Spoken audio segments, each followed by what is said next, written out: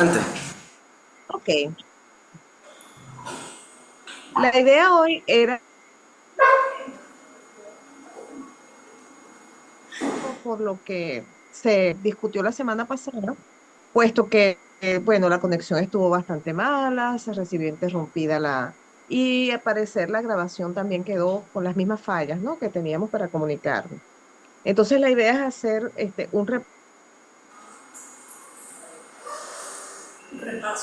lo que vimos la semana pasada y a partir de allí avanzar. Entonces, yo voy a estar haciendo, que sea un poco fastidioso, comprobaciones de si me están oyendo claramente para ver dónde me tengo que detener para que el mundo pueda quedar por lo menos con una idea más clara de lo que intentábamos hacer, ¿no? ¿Qué intentamos hacer la semana pasada y de dónde vamos a partir? Lo que quería que quedara como establecido la semana pasada es a proceder en nuestros encuentros. Es decir, carácter práctico en el programa que ustedes deben tener, de qué estamos hablando, de qué tipo de práctica estamos hablando. Y a eso era que yo quería que se enfrentaran. En principio, para tratar estos asuntos que tienen que ver con la ficción, a mí en lo particular, pero no es una cosa que tenga que ser necesariamente así. Nosotros en el camino podemos ir corrigiendo con el grupo el rumbo que van tomando las discusiones, pero a mí me parece que lo más interesante que nosotros podemos hacer con esto es enfrentarnos con nuestra propia humanidad y nuestra propia capacidad de interpretación a los fenómenos que estamos estudiando, en principio, para poder entrar a las herramientas teóricas. ¿Por qué hacer esto? Porque en definitiva, lo que están haciendo las herramientas teóricas es una sistematización del enfrentamiento o de la experiencia del hombre al enfrentarse a los hechos ficcionales.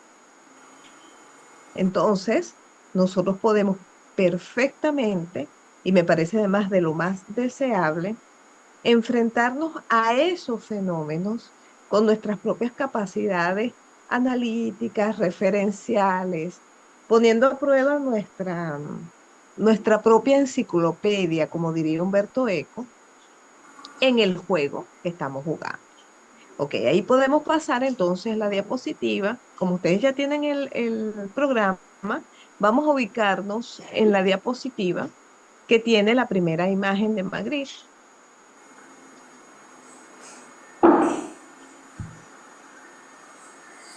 Ok, en esta imagen, que se llama la invención colectiva, pero que es una sirena invertida, ¿verdad? Esta imagen la revisamos la vez pasada. Ahora quiero saber, ¿se escucha claramente lo que estoy diciendo? Sí, sí. Perfecto. Entonces, Sí. es una sirena que está, nosotros decimos, oye, esta sirena está al revés. La pregunta que hacíamos la vez pasada y que reitero es, ¿por qué preguntamos eso? ¿O por qué sentimos que hay en esta representación una violación de algún tipo? Cuando, siendo las sirenas una invención de la imaginación humana, no tiene por qué ser de una manera u otra. Entonces, cuando nosotros nos enfrentamos a este cuadro de Magritte y a otros muchos de Magritte, porque Magritte era una concepción y de la concepción de la imaginación siempre, es lo que nos propone a nosotros es un problema de reflexión, ¿no? Llama a este cuadro la invención colectiva y está presente las convenciones y cómo nosotros colectivamente constituimos o estructuramos, organizamos, articulamos un conjunto de convenciones en torno a la forma que percibimos y lidiamos con el mundo. Y esas convenciones terminan también sustituyendo a un capricho humano. Es la forma, son las herramientas con las que nosotros contamos para poder digerir, sistematizar, aprender una realidad que es compleja, que es multiforme, que es plural y ser con ella para poder darle sentido y para poder asumir el devenir de la vida. Pasemos a la siguiente lámina. Aquí tenemos uno de las imágenes más famosas de Magritte, ¿verdad?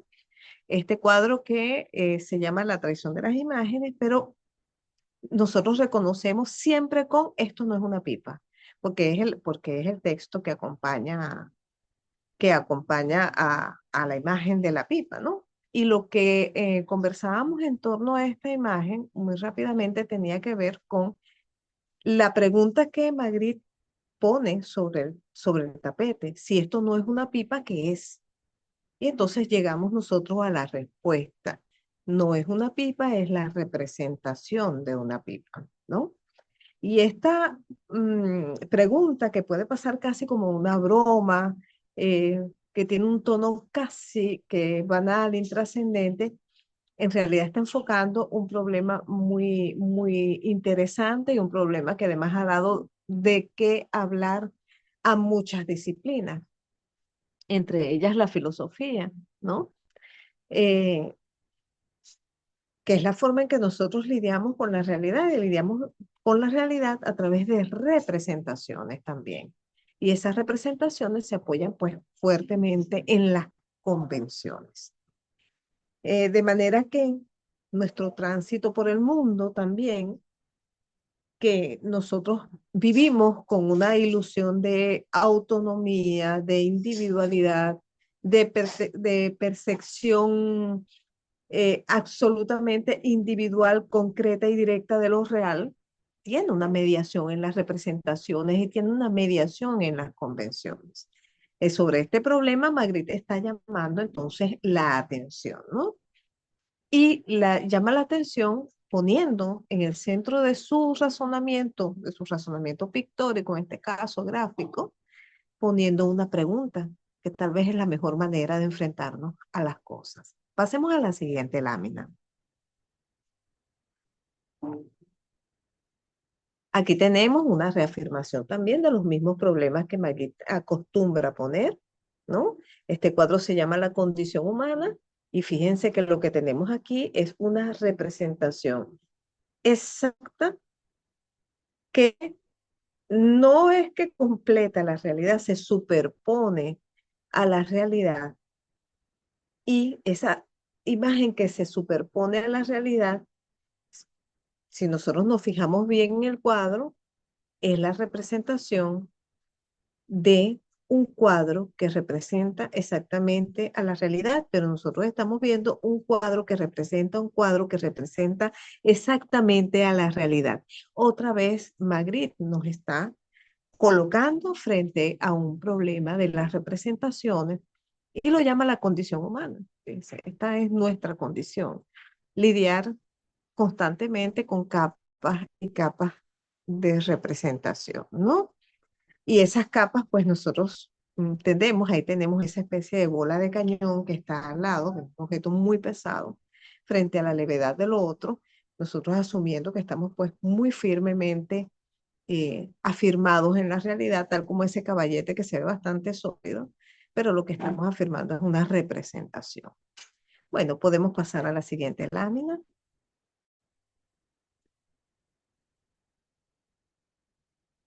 Ok, ahí nosotros no vamos a leer hoy otra vez este cuento, que es el cuento del rigor de la ciencia de Jorge Luis Borges, pero que plantea pues un problema similar al que propone Magritte, ¿no? En este caso, un pueblo tan quisquilloso con los detalles, tan arraigada la costumbre en ellos de fijarse y de explorar hasta lo último los detalles que termina siendo un mapa exacto a la realidad y superponiéndolo y finalmente se ve esto como un esfuerzo pues muy vano, ¿no? Y termina desechándose en el desierto. Este cuento lo discutimos, ustedes tendrán oportunidad de releerlo y van incorporando las preguntas que tengan al respecto o las relaciones que ustedes puedan hacer a partir de este relato y el otro que estudiamos también en el transcurso de la discusión. Pasamos la siguiente lámina, pasamos el sueño de la mariposa y lo siguiente, porque de eso no nos vamos a ocupar ahorita, ¿no? Siguiente, siguiente. Ok, aquí nos detenemos. Entonces, en la clase anterior, nosotros tratamos de abordar algunos aspectos que son fundamentales para entender y para poder lidiar con la teoría de la ficción.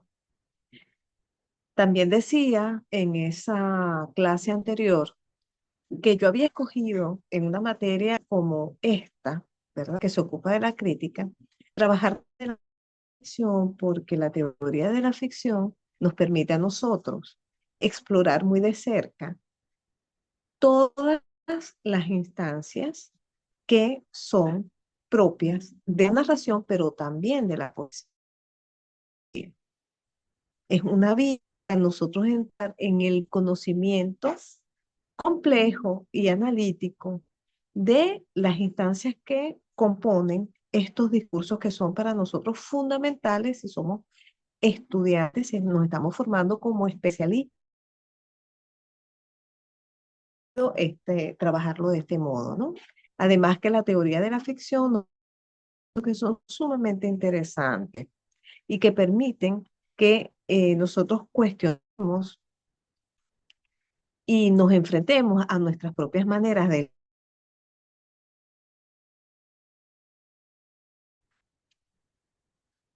Bien, ¿qué aspectos tocamos muy por encima? Ni son todos los aspectos que hay que tocar, ¿ok? Tampoco están allí algunas otras cosas que seguramente ustedes están en este momento pensando. Dice, aquí no aparece tal otra, y no van a aparecer todas con seguridad. El discurso literario, pues es un discurso, como nosotros sabemos, y como se acostumbra a decir, el discurso literario, pues es la expresión más alta que nosotros tenemos de una más altas de la cultura. Y eso tiene que ver con su complejidad. Entonces, seguramente no toco todos los aspectos, pero vamos a ir abordando una buena parte de ese funcionamiento. Se llaman las convenciones, se tocó el tema de la representación, se tocó el tema de las estructuras salientes, ya nos vamos a detener bastante en esto, porque esto es básico, ¿no? Y de eso nos vamos a ocupar hoy. De los estados alternativos de mundo, de la distancia y del yo ficcional. Hagamos un pequeño repaso por estos conceptos, ¿no? Las convenciones que median las representaciones y que median también nuestra relación con el mundo. Son estos esquemas convencionales los que nos permiten entender que un relato funcione de cierta manera, que una película funcione de cierta manera, poder asumir, poder habilitar a mi yo ficcional, es decir, ese conjunto de dispositivos de la interpretación que pongo yo a disposición de la obra para enfrentarme a ella y entenderla, ¿no? Cuando yo me enfrento a una obra, yo habilito ese yo ficcional, que es el que es capaz de enfrentarse a las obras, comprenderlas y entender. Disculpen un segundo. Celina, estoy en clase. Celina, estoy en clase. Que se escucha. Ajá, disculpen. Entonces, bueno, este yo ficcional es el que posee la capacidad de habitar esos mundos, de entenderlo, también de decir, oye, yo temporalmente voy a suspender las expectativas de realidad que yo tengo aquí y las voy a sustituir por las expectativas que este relato está habilitando o que este poema está habilitando para comprender este mundo que me está proponiendo.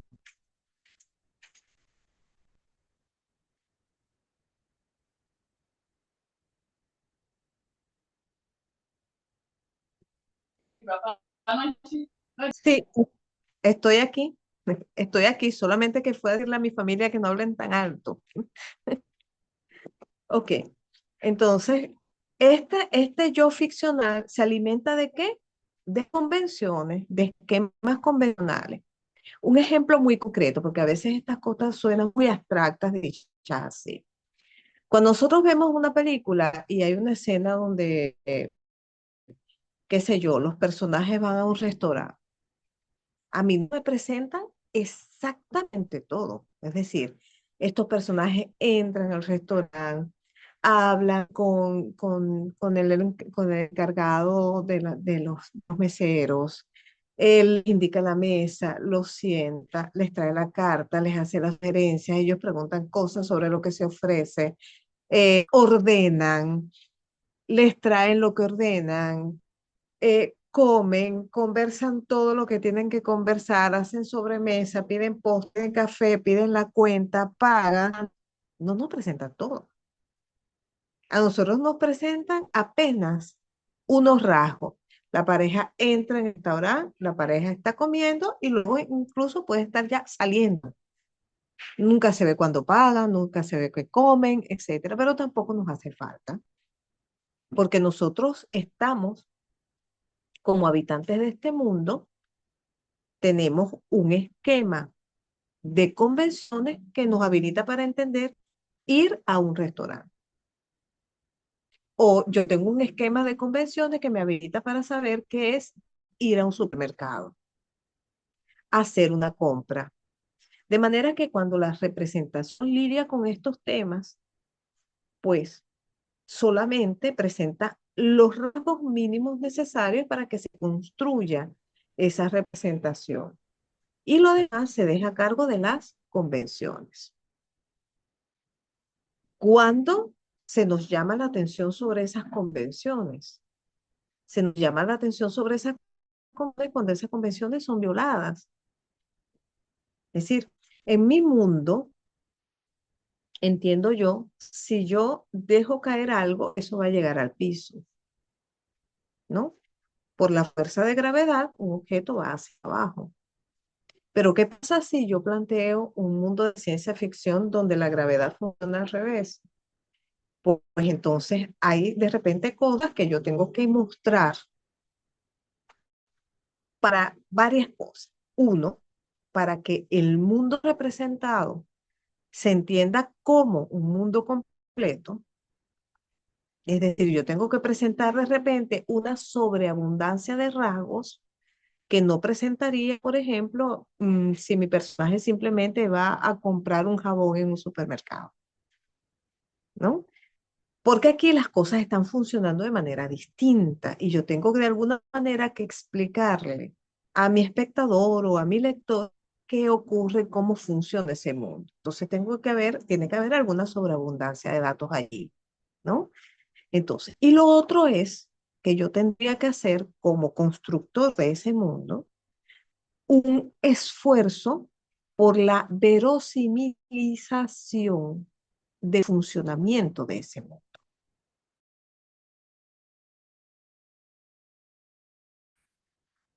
Ahí entraríamos en conceptos con los cuales vamos a lidiar. La comprensión del concepto de verosimilitud como parecido al funcionamiento de lo real y la verosimilitud interna del relato que establece una serie de que tienen que ser coherentes y por tanto es lo que me hace que el relato sea verosímil, que el relato yo pueda entenderlo. En definitiva, que me permita a mí o me permita a mi yo ficcional decir, oye, es un pasarlo, es potable dentro de este mundo. dentro de las reglas que estemos. ¿Bien? Luego podemos hacer preguntas, ¿ok? Déjenme terminar con esta pequeña lista y hacemos preguntas, porque es importante que ustedes vayan preguntando y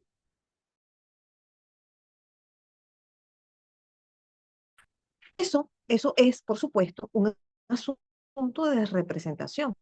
La representación tiene que lidiar con estos problemas y resolverlos, ¿no? Me salto las estructuras salientes porque de eso nos vamos a ocupar ahorita, ¿eh?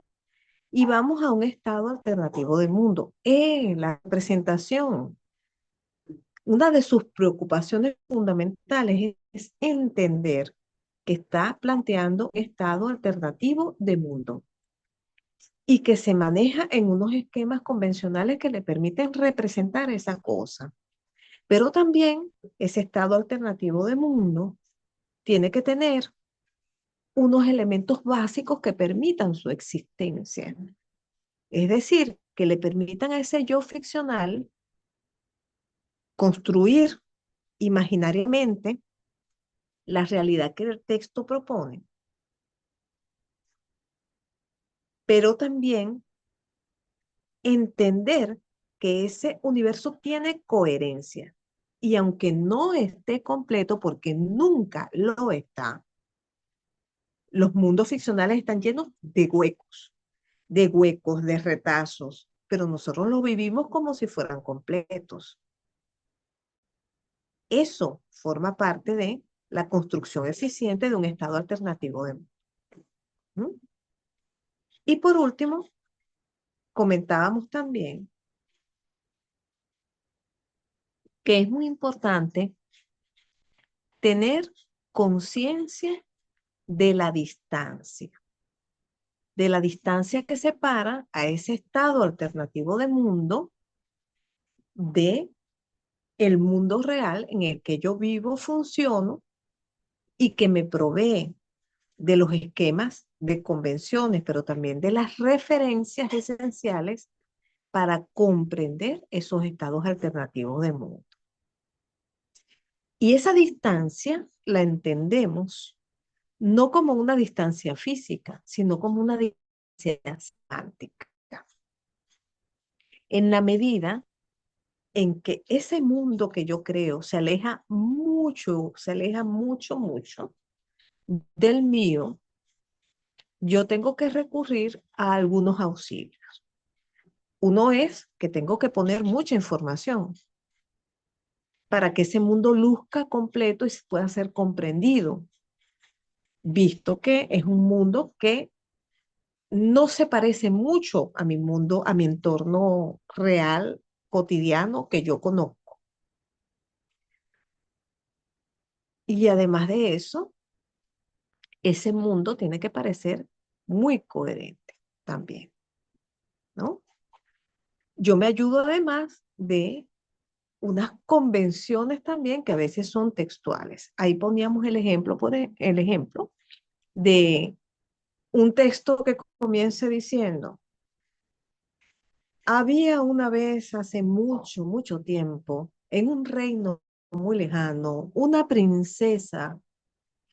Si empieza así, yo ya tengo una expectativa formada del tipo de seres, objetos y relaciones que yo voy a encontrar dentro de ese texto. Y por lo tanto que voy a encontrar dentro de ese mundo. Pero las representaciones también pueden tomar cualquier forma. Si ese cuento siguiera, una princesa vio aterrizar la nave Vivi Paume 25. La tripulación, yo digo, bueno, ya va, ¿qué pasó aquí? Entonces, se abren mis expectativas hacia por lo menos dos alternativas en principio posibles. O estamos ante un cuento de ciencia ficción o estoy ante una parodia. Entonces, con estas expectativas, no son expectativas que surgen espontáneamente de la nada. Esas expectativas surgen de nuestra asunción de esquemas referenciales y de esquemas de convención.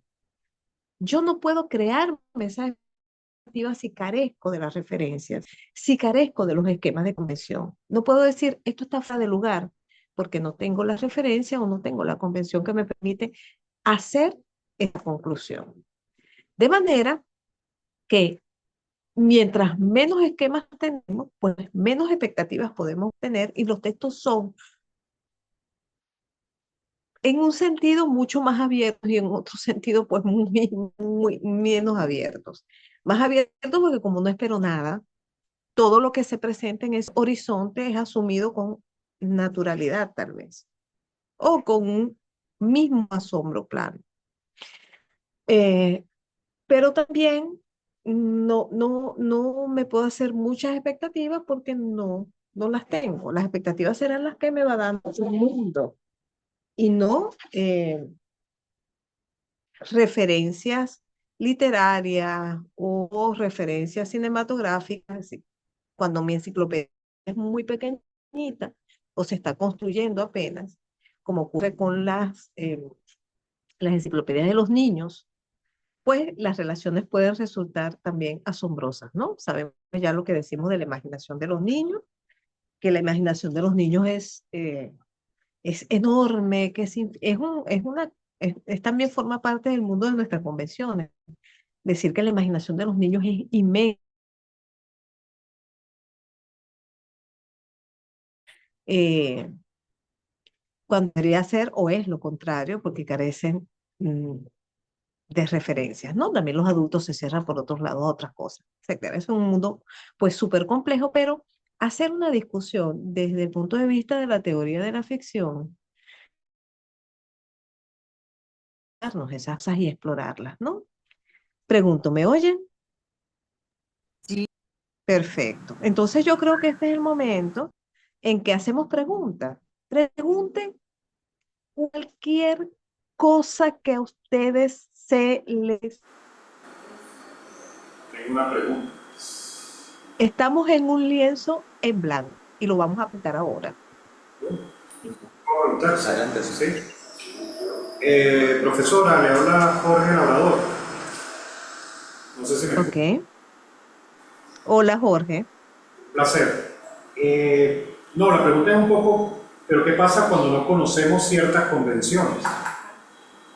¿Cómo podemos nosotros acercarnos a la obra? Porque, por ejemplo, en el cuento de Borges estaba viendo que hay unas convenciones que yo no conozco. Entonces, ¿cómo se hace en este caso? Ajá. ¿Cuál cuento de Borges?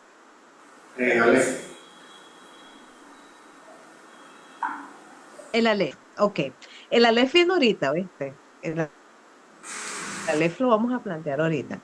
El Aleph, ya ustedes habrán visto, ese es un cuento que tiene muchísima complejidad. También es un cuento que la crítica ha tratado mucho, ¿no?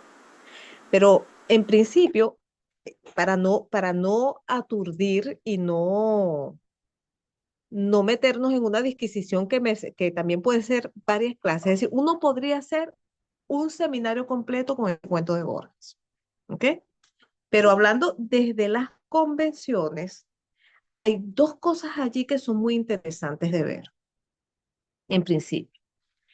Este cuento de Borges es asombroso porque ese cuento comienza como un cuento dentro de una representación de las representaciones realistas más convencionales.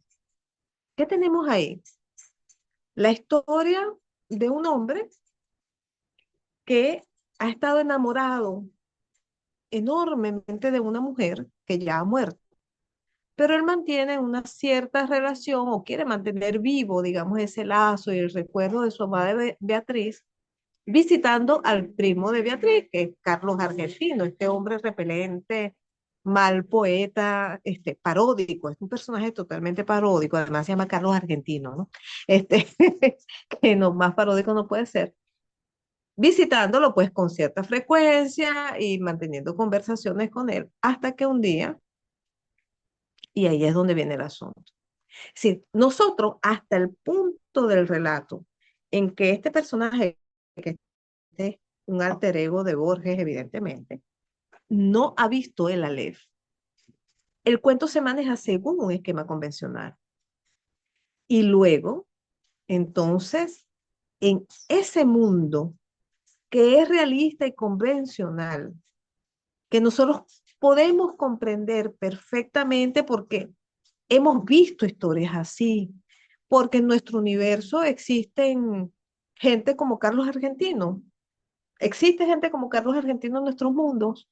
Hemos visto personajes así. Pregunto,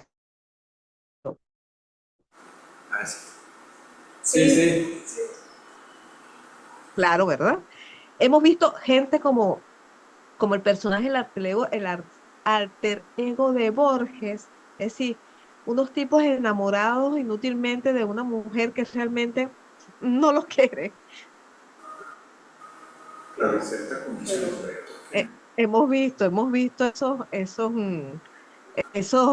esos casos, ¿no? Y, un amor no correspondido, pues.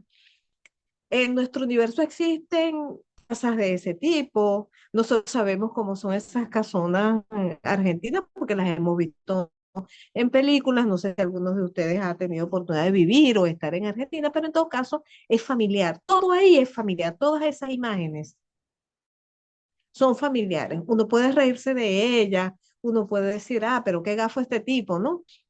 Lo que sea. Pero hasta ahí nosotros entendemos este mundo con una cierta comodidad. Nosotros estamos en una zona de confort de representación. Y de golpe, en este cuento de Borges cae esa bomba de 3 centímetros que es el Aleph. Y ya ahí nada funciona igual. Empezando porque los elementos más básicos de mis esquemas referenciales para la comprensión de la realidad, que son la relación espacio-tiempo, de plano que se les hace un barrido y ya nada funciona igual. Entonces, Jorge, desde el punto de vista de las convenciones, de los esquemas referenciales, en principio, de manera gruesa, sin meternos en el detalle del cuento, esa es la primera, eh, ¿cómo diríamos esto? El Aleph, en la época en que fue publicado, y de hecho, bueno, se vivió como una renovación del texto fantástico, ¿no?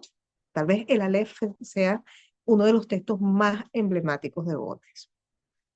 Y Borges, junto con Cortázar y otros, por supuesto, tomaron pues todo el panorama de consideración de la literatura fantástica y por eso que críticos tan importantes como Jaime Alarraqui, que pilló todos los trucos inmediatamente, y es un autor que recomiendo, por ahí les voy a poner un material de él, eh, ya dice, mira, esto no es el fantástico que conocemos, esto es otra cosa, y lo bautiza como neofantástico.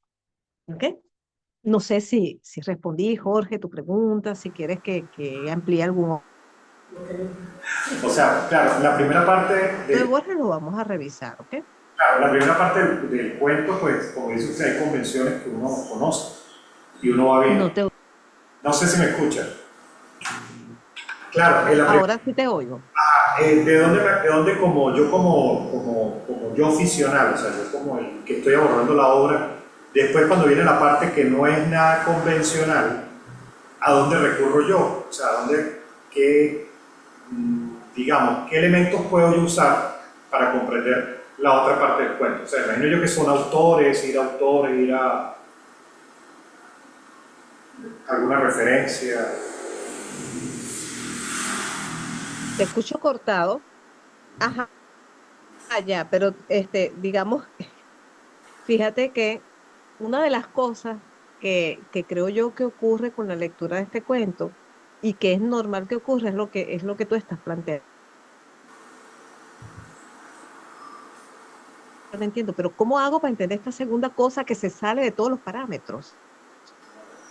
Y es que tal vez el asunto que plantea Borges allí no es tanto que tú puedas entender cómo funciona el Aleph, porque es un objeto totalmente lo que llamaríamos contrafáctico, ¿no? Es decir, no responde a la lógica factual, a la lógica que hace la realidad como la entendemos.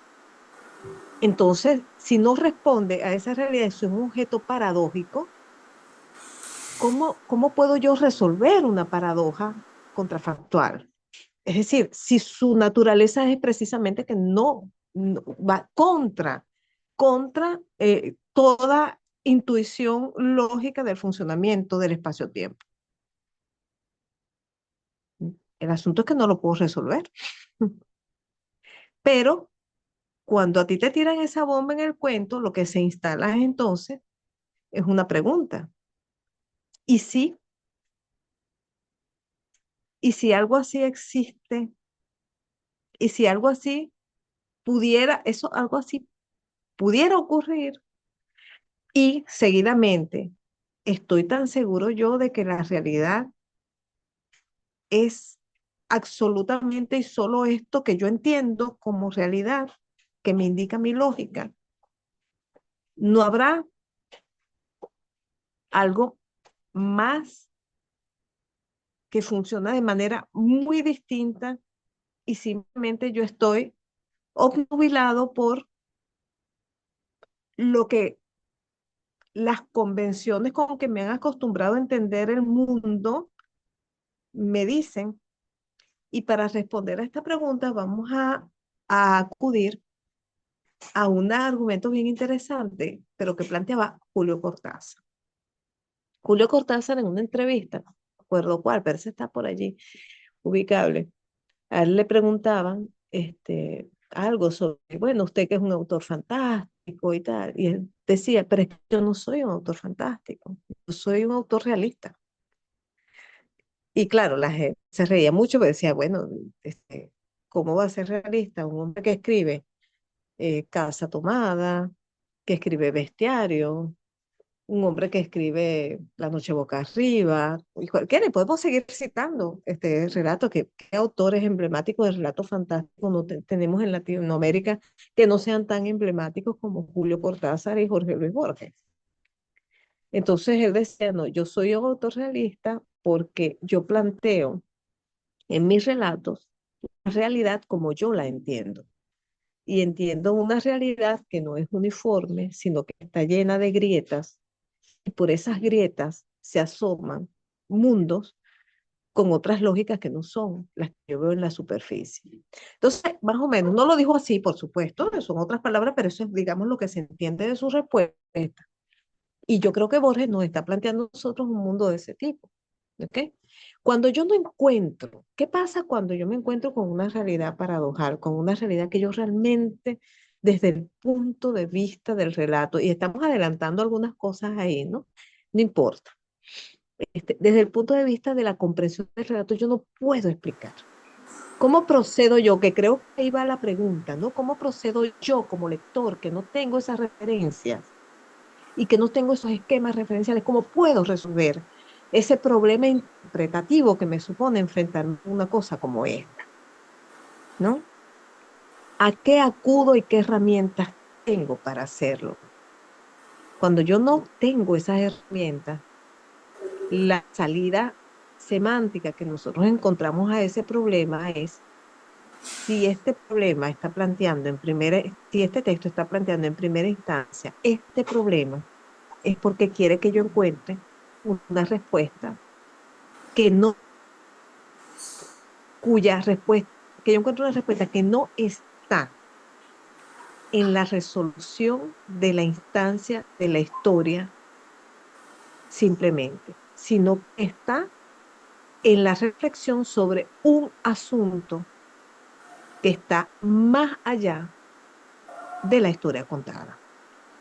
Es decir, de alguna manera yo recurro a esos mecanismos tan eficientes que tenemos nosotros para entender las representaciones que son los lazos metafóricos. Por eso se habla de la LEF y en mucha crítica que habla sobre eso, de la LEF se le ha comparado a la representación de Dios, la representación del universo que no conocemos del todo.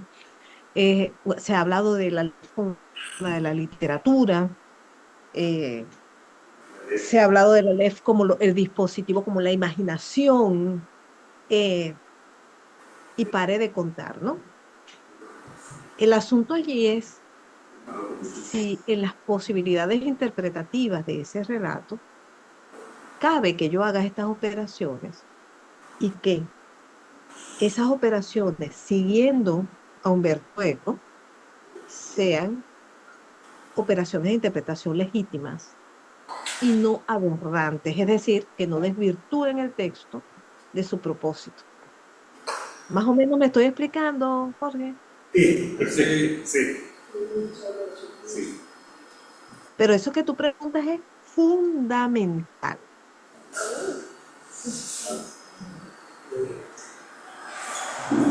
sí, porque el sí. sentido de estos textos.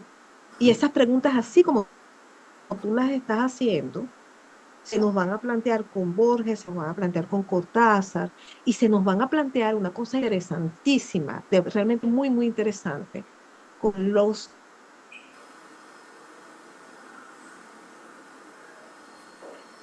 muy nuevas del relato latinoamericano. Sí, me refiero a autoras como Samantha Schweblin, eh, Ampuero, me acuerdo el nombre de María Fernanda Ampuero, que es colombiana, eh, ahí, que están escribiendo además en géneros muy, muy, muy particulares, ¿no?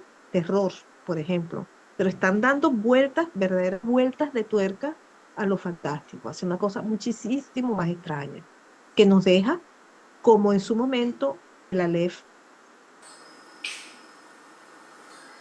su época. Bien, pregunten, por favor, pregunten, porque uno entiende estas cosas es enfrentándose a ellas de este modo. Profe, ya va. Profe, María Luz tiene la mano levantada. Ah, sí, Ok, qué bueno. sí, Me, gracias. me van haciendo esa ayuda con las manos porque no las estoy viendo ahorita. Ajá. Ok. Dime, María Luz. No, bueno, era un poco lo que ya preguntó Jorge, pero mi punto de partida era la imagen, las imágenes de Magritte, que si Ajá. tenemos enfrente, pensemos en la imagen de la invención colectiva, la mujer pez. Todo el relato pictórico, digamos, es absolutamente convencional. El mar, el horizonte, obedece a las reglas, a las pautas Sí. tradicionales de la pintura y de repente se nos vuelca el sentido, como decías tú, con cuando vemos no solamente que es un ser mitológico, sino un ser mitológico al revés, o cuando lo vemos con la condición humana que nosotros vemos una habitación frente a un mar o una casa frente a un mar completamente obediente a todo lo convencional. Solamente esos pequeños detalles que, claro, en la pintura se hacen más evidentes. El convencionalismo, porque en la literatura a mí siempre me ha parecido que puede transgredir mucho más a través de la palabra. Entonces, bueno, mi pregunta era si era una condición intrínseca de la ficción el parecer convencional, el hecho de, o sea, cómo saltar, porque por ejemplo, si tú le preguntas a Picasso, Picasso te dice, no, ni el mundo que yo represento es absolutamente el real, eso es lo que yo veo, eso es la realidad. Y, ¿cómo se llama? El del cuadrado, ay, Levitch también. Levitch decía que el cuadrado negro sobre el fondo negro era la realidad. Pero en este caso la realidad de verdad, pues la convención, y mi pregunta era esa, pero yo creo que la trabajaste también con lo de la ley, que si es una imposición tener el carácter eh, convencional, representarlo bajo esa convención que en este caso se rompe en el lienzo. Mira, La pregunta que tú acabas de hacer es una bomba. Ay, no, ya la hizo. Y es genial porque, fíjate una cosa, que es tan difícil de ver para nosotros. Eh, Cuando algo no viola la norma, para nosotros es mm, como una, como una tela absolutamente transparente. Nosotros atravesamos el asunto y vamos a la comprensión. Sí, nuestro cerebro hace eso y tiene que hacerlo porque si no el mundo sería un caos, si no pudiéramos entenderlo, ¿no? Es un asunto de percepción, es un asunto de formas de comprensión, pero también de funcionamiento de la mente humana para entender el mundo, para lidiar con él. Tenemos que filtrar. Entonces, ver la forma es tal vez una de las cosas más difíciles que hay, Ujú. cuando la forma no transgrede. En ese sentido, ver un cuadro de Magritte es más difícil que ver un cuadro de Picasso o de Dalí. Porque en el cuadro de Picasso, en el Ajá, cuadro de Dalí, hay una transgresión gruesa de la forma. No es difícil de ver. No es difícil de ver que ahí hay algo que está ocurriendo con la forma, porque yo digo, ay, pero la gente no tiene la cara así. claro. Pero Magritte es sutil. Magritte dice, o sea, su pincelada es una pincelada realista, ¿no? Y nosotros con eso, nosotros atravesamos este asunto y llegamos y sentimos en lo que atravesamos el asunto del aspecto. Además, ese mar es súper sereno, yo ahí no está pasando nada. Nada más que la sirena está al revés. Y es también un gesto de humor también. Sí, porque ese mar es sereno, tranquilito. Mira, como que aquí no ha pasado nada. El mundo es tal cual tú lo estás viendo. Paz absoluta. Pero tú dices, ya va, pero tú dijiste una mujer pez, pero es decir, hay unas piernas, pero es una mujer. Es decir, ahí tú empiezas a cuestionar, ¿no? Y si digo yo sirena al revés, ¿por qué lo comparo con una sirena? Es decir, y esas preguntas, esos porqués, comienzan lo que hacen es que deconstruyen la forma que nosotros tenemos de entender las cosas. Y por eso es que es tan valioso este legado de Madrid, por eso es que son tan valiosos cuentos como el Aleph, los cuentos de Cortázar. Ahora, vayamos al caso que tú pones, que tal vez es el que nos interesa, ¿no? La literatura. Solamente que la pintura es visual y es maravillosa para mostrar, ¿no? Lo que uno quiere mostrar en extractos, que hasta que uno no les encuentra imagen en su cerebro, tal vez uno no los entienda del todo. Si es que es posible entender de todo alguna cosa de esta. Yo sostengo que no, siempre se nos va a acabar algo que se quede en.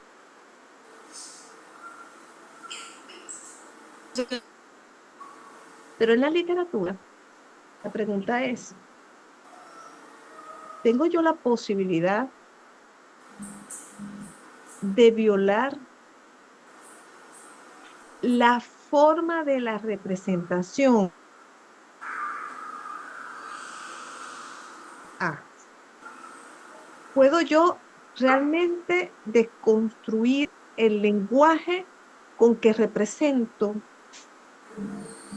como por ejemplo hace Picasso, coloca un objeto con diversas perspectivas contradictorias en un mismo plano?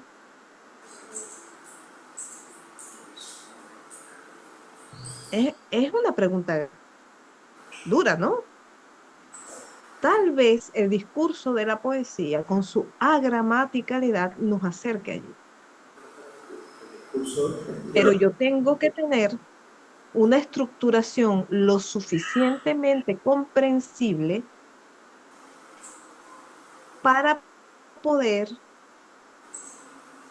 ser digerible desde el punto de vista semántico para quien me está leyendo. Porque lo absolutamente incomprensible es un no lenguaje. La obra, el poema, el cuadro, el relato, pongan las manifestaciones que impliquen representaciones que quieran. Pónganlas en su cabeza como ejemplo. Y habrá algunas que son sumamente herméticas. Algunas serán paradojales, pero siempre van a tener lo suficiente de mundo comprensible que me permita a mí ver, entender que llegué a un punto en que lo comunicable ya no es posible. No sé si me estoy explicando con esto. ¿Van siguiendo la idea?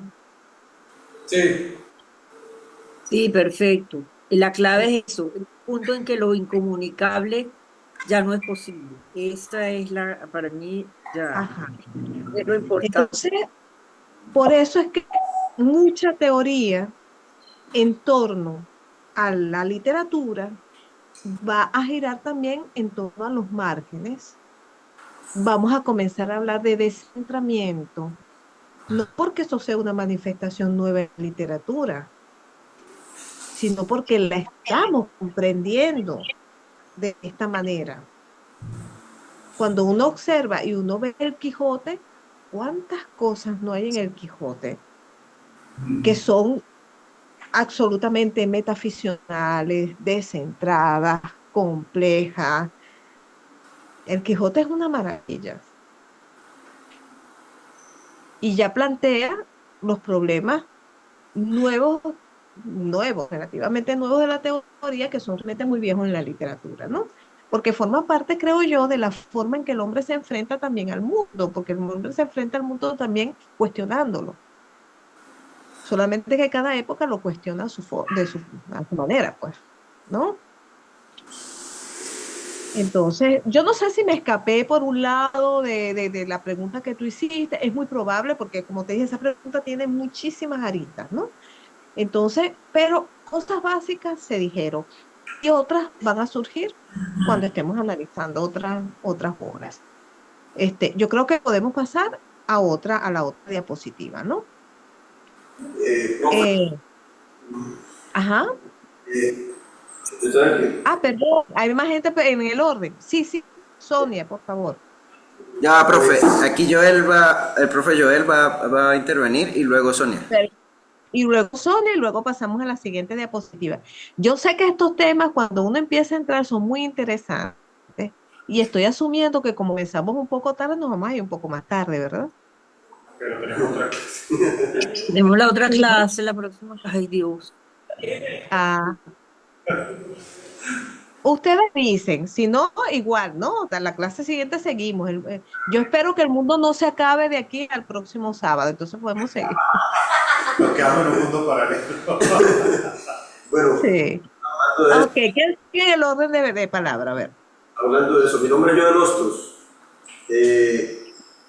Lo que pasa es que yo, escuchándola, me acuerdo de una teoría que es la teoría del todo, a la cual llaman también como la teoría de cuerdas, que es darle explicación a los mundos que todavía no conocemos, por los cuales se puede entrar a través de distintas dimensiones. Entonces creo que eso tiene que ver mucho con la ficción, porque, como diría Víctor Bravo, ciencia y poesía se unen en algún punto en el infinito, ¿no? Nosotros podríamos abarcar el todo a través de la literatura, partiendo incluso de la misma ficción. Es lo que creo y lo que Ya. me da para entender el tema de la ficción. Claro. Es que si tú te pones a ver, bueno, ¿cuál es el objeto de la ciencia? Es la realidad, tal como el objeto de la literatura es exactamente el mismo, ¿no? Solamente que, bueno, tenemos herramientas de enfrentamiento a esos mundos que son distintos. Cada área tiene pues su especialización y efectivamente cada vez más nosotros estamos encontrando puntos de contacto. Yo como teórica formada en una escuela pues muy tradicional, yo tuve muy buenos profesores y les agradezco toda la vida, les agradeceré que me que tuve profesores extraordinarios que me enseñaron muchísimo. Cierto rigor con algunas cosas, ¿no? Entonces, que uno utilice la teoría, hay muchas teorías que echan manos de conceptos científicos, pero que nosotros estemos muy claros que siempre vamos a estar trabajando con adaptaciones de esos conceptos y que no pretendamos por la teoría que le gusta tanto inventar términos nuevos, ¿no? Pareciera que un teórico no se forma hasta que no inventa o acuña sus términos o sus términos y sus teorías nuevas, ¿no? Aunque haya teorías viejas que ya lo expliquen. Ese es un mal de la teoría.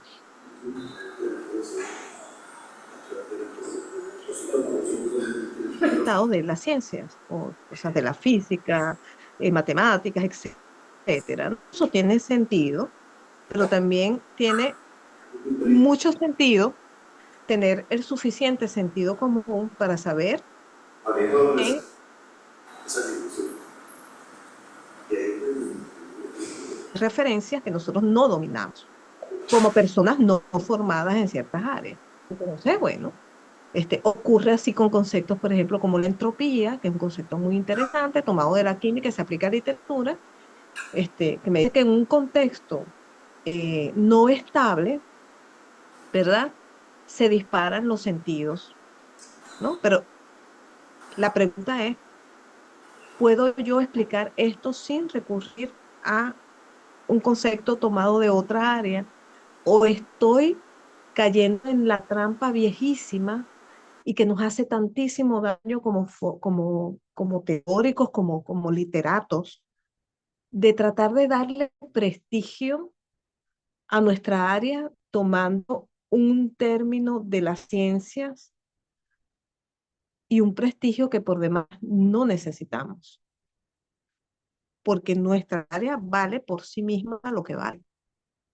No, esta es una discusión, yo no estoy diciendo que tú lo estés haciendo, porque efectivamente la teoría de cuerdas y otras teorías que están tratando de darle explicación a un universo que todavía no se sabe cómo funciona, está presente.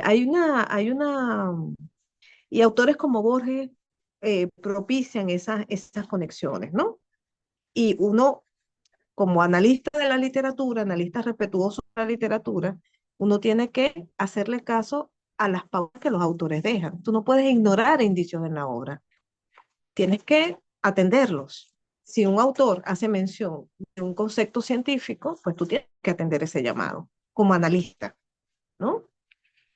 Borges le encantaba citar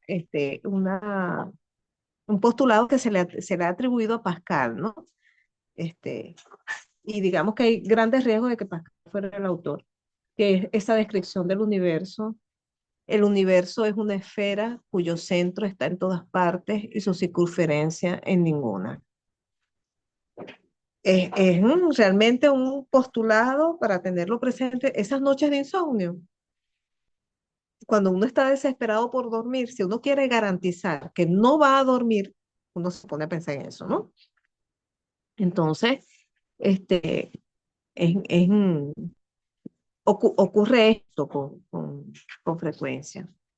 Hay, por otro lado, respuestas que la literatura ha dado que permiten que otros campos de muy diversa naturaleza puedan eh, ver respuestas. El término ciberespacio, pues nació en una novela, como sabemos, ¿no? Y así muchos adelantos tecnológicos también han surgido de la literatura, ¿no? Creo que plantean una idea, una forma de comprensión de la realidad que permite que gente de sean estas áreas científicas, técnicas, sociológicas, etcétera, puedan habilitar respuestas sobre el mundo. Porque si algo sabe hacer la literatura es interrogar al mundo. Y eso es valiosísimo, valiosísimo. Interrogarlo, y hay autores que se dedican a interrogar sobre la forma del universo. Borges es uno de ellos. Y Borges tenía además una formación en tantas áreas diversas que perfectamente acude a postulados de la historia de la ciencia, como puede, y al lado le pone una referencia de la Cábala. ¿Sí? Es un tremendo Borges. Y yo creo que es muy difícil para cualquier lector llegar a comprender del todo a Borges porque, precisamente porque Borges tiene un universo de referencias que es muy difícil de alcanzar para la gente común y corriente, ¿no? Incluso para los especialistas, pues, ¿no? En la clase pasada yo ponía un poco el recorrido que había hecho este autor, el autor Miranda, el autor que ellos citan, Elvio y Casares llevaron estos juegos a unos niveles de complicación que, mira, seguirle la pista requiere que un especialista se dedica a eso, a rastrear a esos autores y todavía no los tiene rastreados totalmente. Es así, ¿no? No sé si me fui por la tangente, pero bueno, son cosas que sí hace falta discutir también, ¿no? Hola. Sí, adelante, Sonia. Ay, gracias. Bueno, profe, gracias por todos los datos que nos ha dado. Bueno, sí, con lo que estaba diciendo, claro, la ciencia ficción, pues, ha dado mucho desde la literatura a la realidad, ¿no? Yo, antes de que hiciera María Luz su pregunta que tiene que ver con la plástica, yo me preguntaba desde el periodismo, que es el área mía, ¿cómo podríamos, sí, podríamos abordar las fake news aplicando estas nociones del discurso literario que nos está dando? Y entonces, luego usted habló del humor como premisa, que está muy presente tanto en el ALE como, como en general en las obras de la fantasía, tienen que ver un poco con el absurdo y eso de risa. Me acordaba del chile bipolar, ¿no? Cómo ellos manejan esa realidad que a veces es tan cruda y tan dura y bueno, la convierten en chiste y generan una noticia falsa, pero nosotros como lectores, como consumidores de información, al tener la referencia real,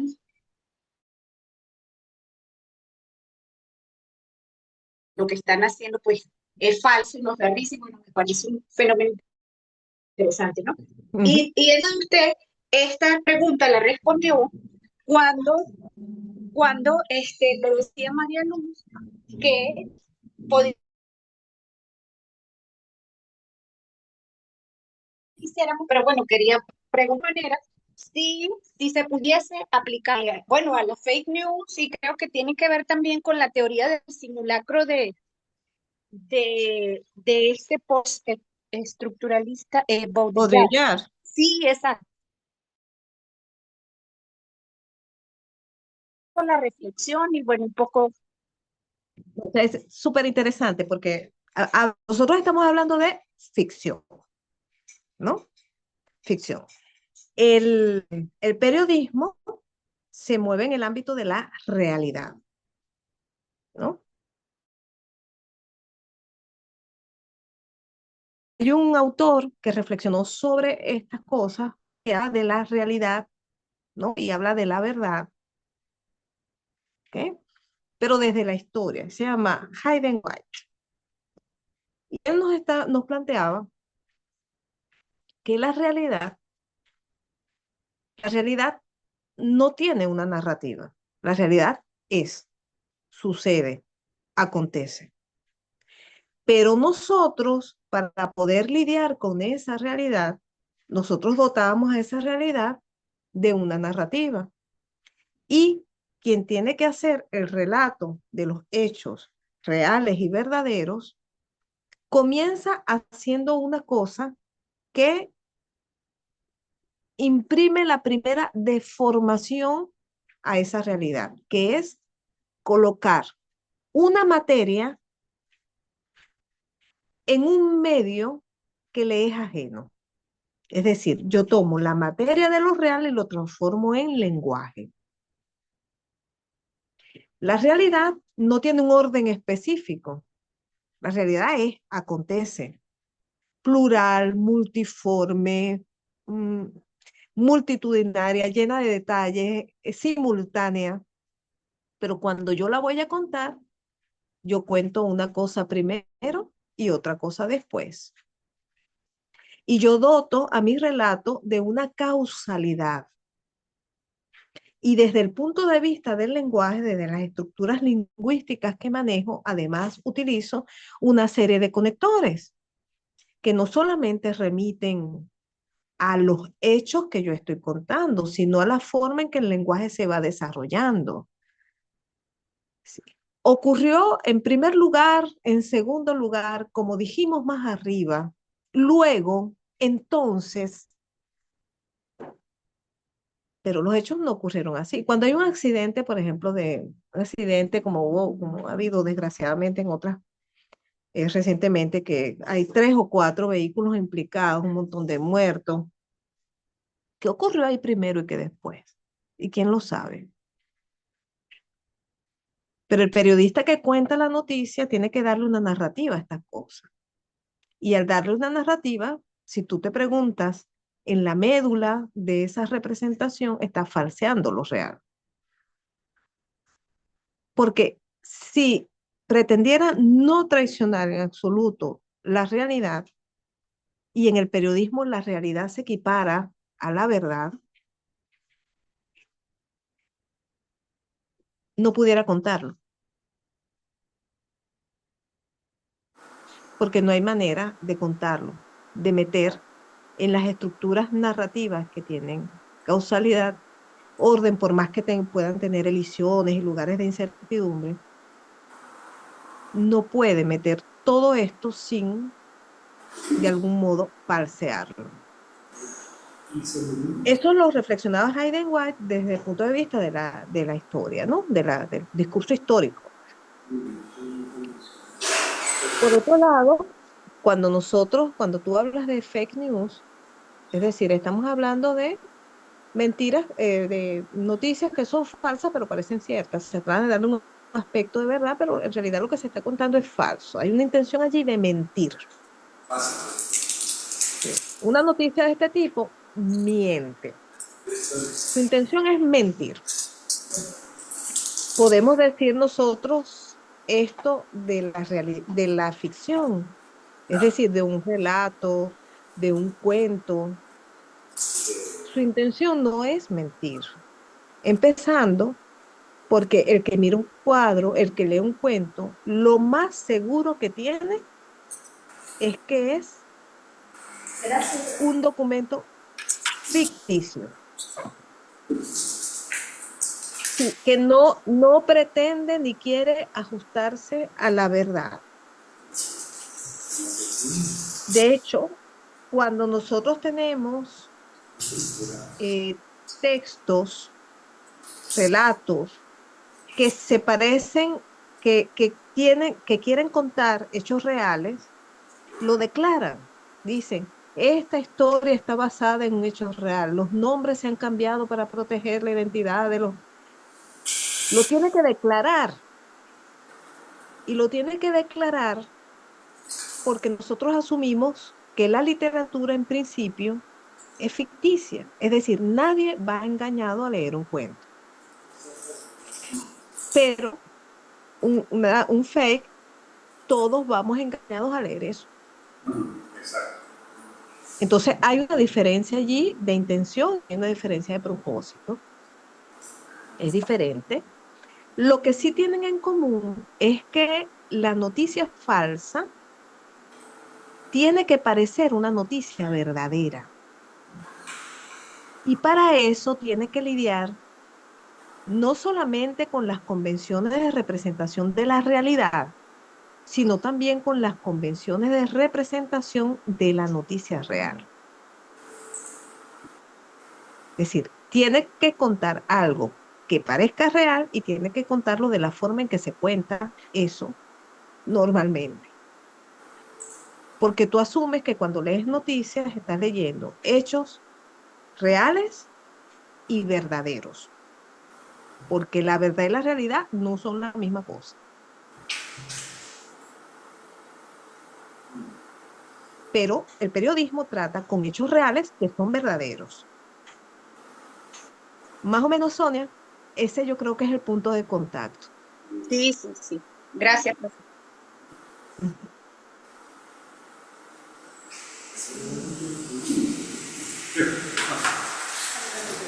¿Tienes más en el no, verdad?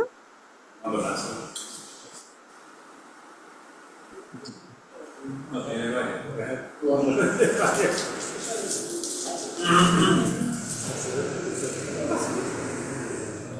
Ok, creo que habló Sonia y sí, podemos pasar a la siguiente lámina.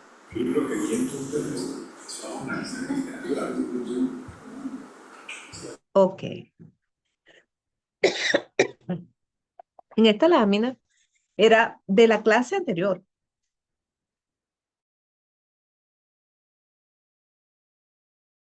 De, de síntesis.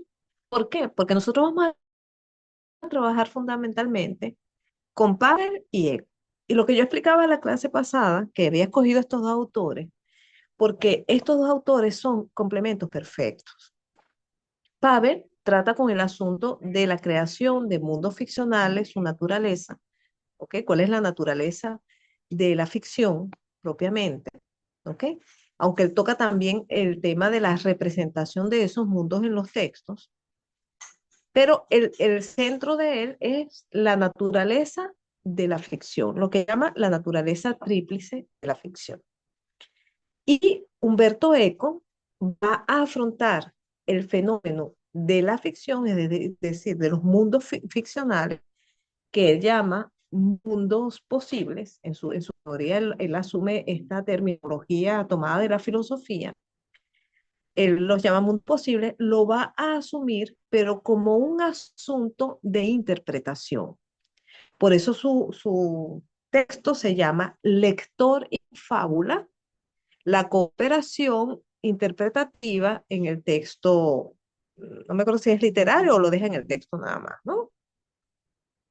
Pero él lo asume desde el punto de vista de cómo nosotros comprendemos los mundos ficcionales. Entonces, son perfectos, complementos uno de otro. ¿Ok? Y ellos, ambos, insisten en la imposibilidad de ordenar el procedimiento de la ficcionalización y lo presentan como un asunto heterogéneo, asimétrico, inestable, autorregulado y supeditado a las transformaciones y resemantizaciones que hacemos durante la interpretación. Entonces, esa coincidencia de valoración, ¿verdad?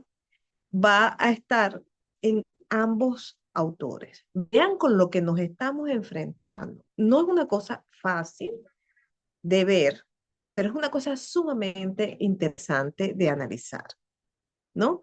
Estos mundos que nosotros vamos a asumir son mundos así, son mundos que están hechos de retazos, son una especie de, en cierto sentido, son unas representaciones monstruosas, porque están hechas de retazos, están llenas de huecos, no tienen una simetría perfecta, tienen zonas inestables, ¿no?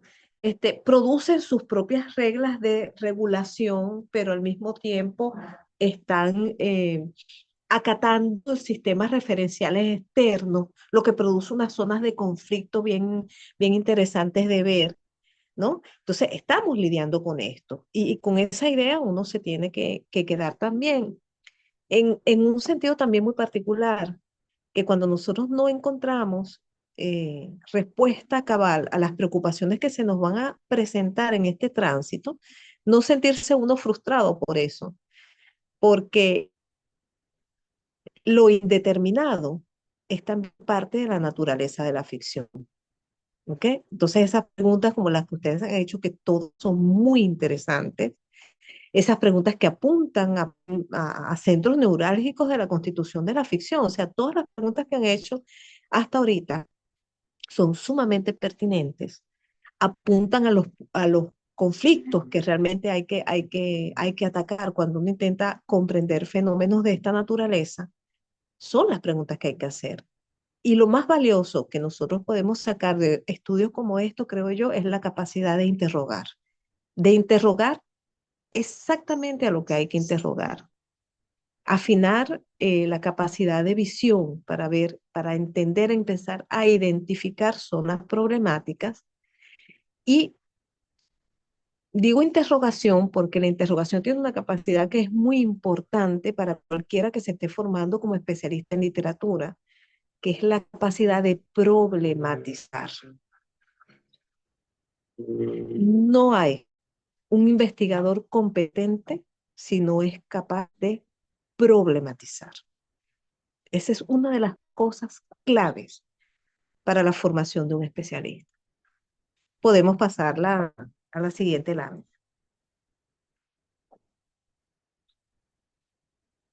Ok, estos chirvitos ahí, a mí me encanta hacer esquemas, me encanta hacer dibujitos, los hago súper mal, pero me encanta. Pero yo creo que este representa más o menos lo que queremos, eh, uno de los conceptos que nosotros debemos tener muy presentes cuando trabajamos con estos asuntos. ¿Qué es una estructura saliente?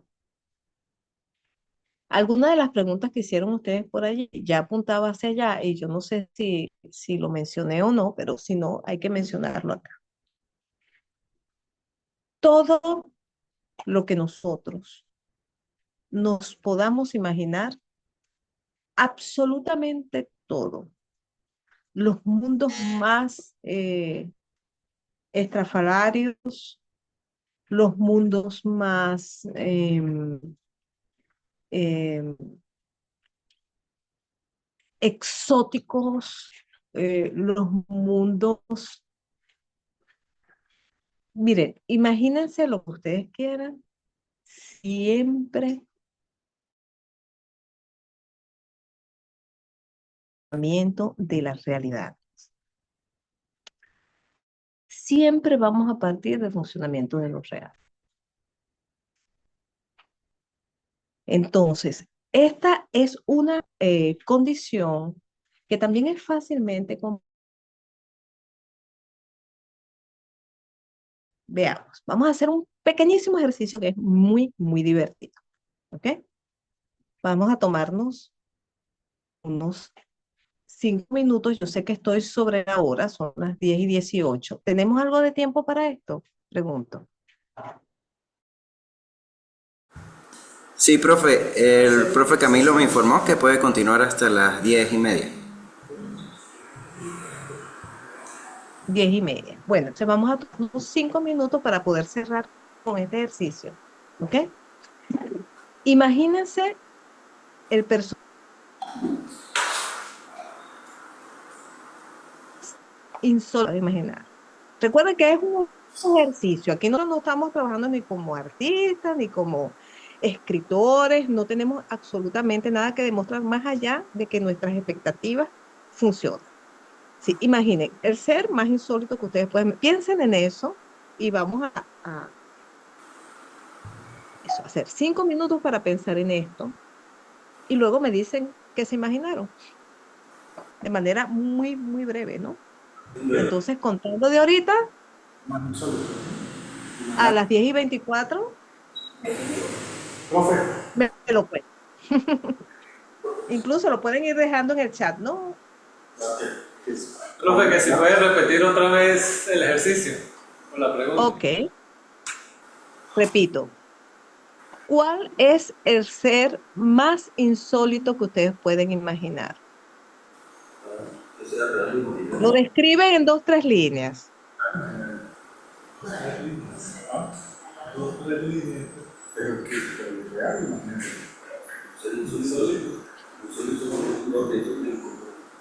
Eso no es insólito.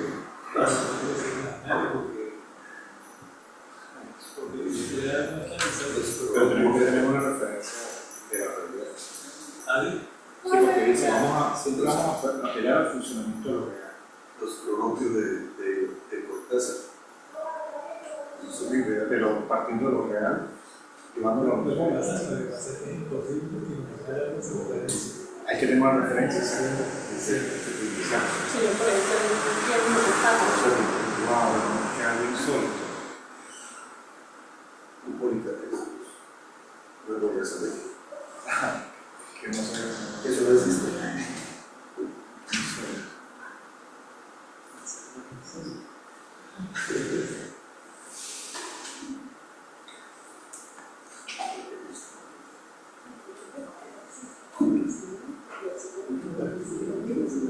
Bueno, yo me imagino un ser insólito que está en mi casa, que no sé qué es, y el pan, viene a lo que está en el espacio que hay entre el portón y la pared de mi casa.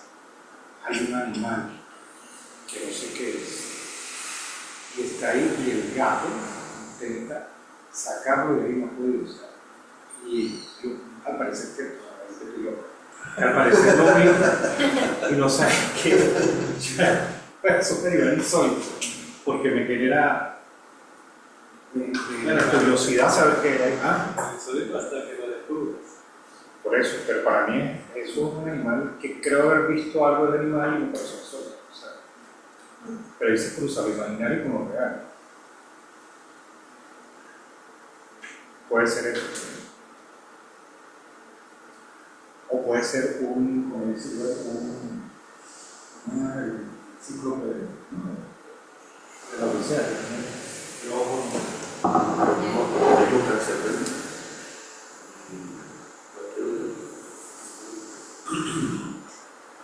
Hay un pequeño de eso que no lo recuerdo. Que le cortó la cabeza y le salía el número. La vida.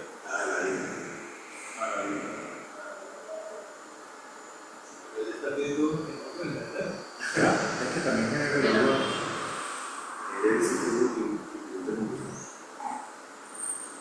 que a veces con tantas cosas que están saliendo, uno imaginaba que era real, Ajá, por ejemplo. los animales. Ajá, ¿cuál crees tú que puede ser un insólito? Bueno, ahorita se está descubriendo muchas especies que Bueno. sí, Me llamó la atención el pez ese que salió. sí, Son insólitos, ¿no? sí. Y por ahí yo vi un video donde lo mostraban que era realmente, o sea, se veía enorme, pero en realidad era un pez chiquitico, de las profundidades. Más insólito el venezolano que descubrió la piel. Eso es otro insólito, y lo escupió, Parece a mí, ¿sabes? Marilyn Manson. Es raro. Extravagante. ¿Qué? Marilyn Manson. Lo que hace conocida todo Es más extravagante. personas que nunca me imagino que se drogaran. Un carajo que me pareció que se guillaba de tatuaje, él se guillaba, se llama. Ok, ya estamos en las 10:24. Vamos a ver qué produjo esa imaginación de ustedes. ¿A qué está hablando bastante, profe? ¿Sabes cuál es? Así que le hice un documental. Bueno, me pareció insólito. Claro. Eso lo puede dar así. Que le agarraba y se guillaba. Mire, no hay que, ha hecho que nuestra imaginación vuele bastante.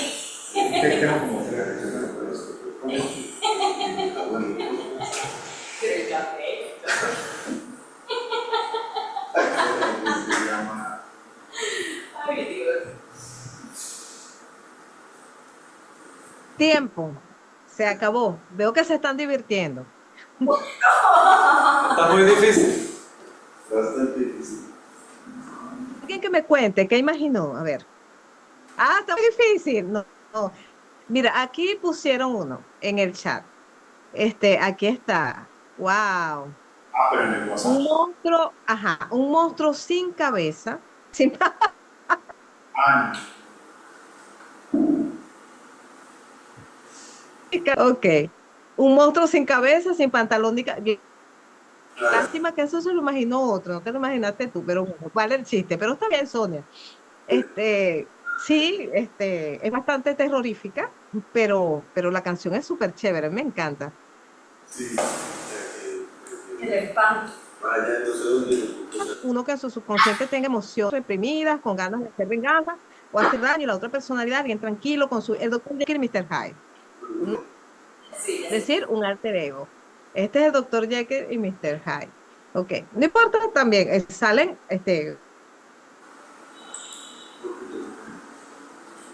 que quiere intervenir con su creación, bueno, Profe, dígalo.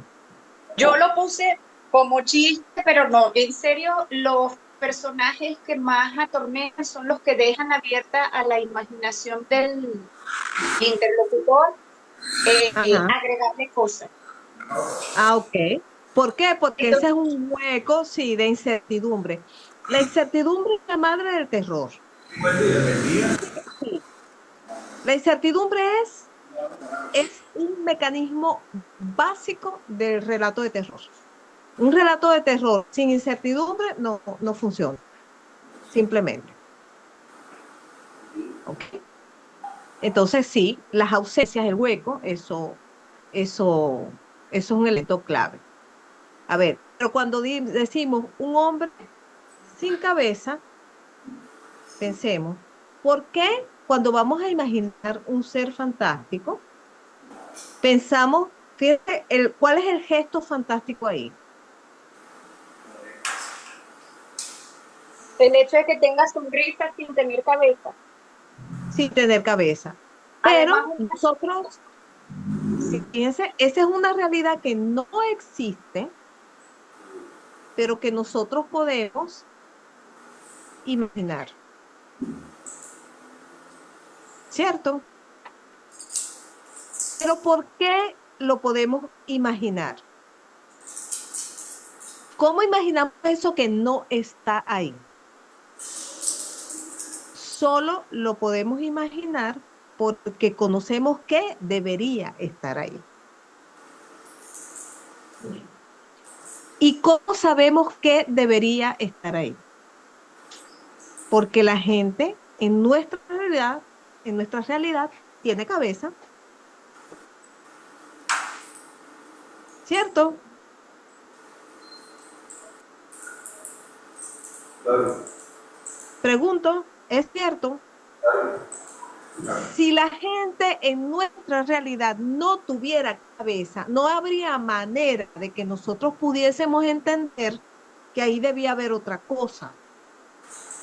Como tener la cabeza doblando los brazos. Vamos entendiendo. Sí, Ajá. ¿Por qué? Y vayamos al caso del caso de Stevenson, pues, del doctor Jekyll y Mr. Hyde. ¿Por qué resulta monstruoso y fantástico esto? ¿Qué hay en nuestra realidad que nosotros entendemos que esto se sale del orden de lo normal?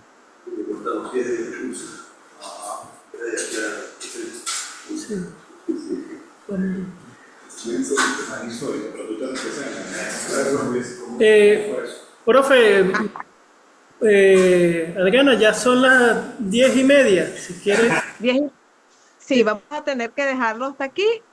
Los dejo con este pensamiento, ¿ok? Los dejo aquí con este pensamiento. Sí, una estructura es saliente en tanto que todo tiene su referencia en nuestro mundo de base, mundo factual, el mundo de la realidad. A partir de este punto es que vamos a arrancar la clase que viene, ¿ok? Con continuidad de los parques y todo lo demás. Repasen esas lecturas y nos vemos el próximo sábado. Estas clases están resultando muy corticas. Un abrazo, chicos. Nos Gracias. seguimos viendo entonces. Muchas gracias. Gracias, profe. Hasta luego. Chao. Chao, gracias. Gracias a ustedes. Esa es la